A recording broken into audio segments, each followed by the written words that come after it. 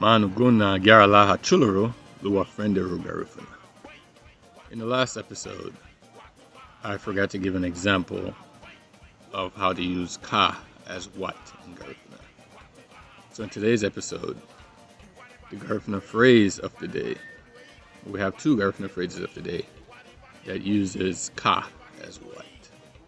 So when someone asks you in Garifuna, ka oura guenle. Ka oura guenle. They're asking you, what time is it right now? Or what time is it? And the last example, when someone asks you, ka biri. Ka biri. I believe I have this in the previous episode. They're asking you, what is your name?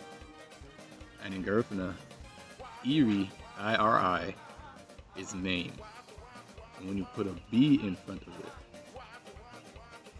it becomes biri, and it means your name.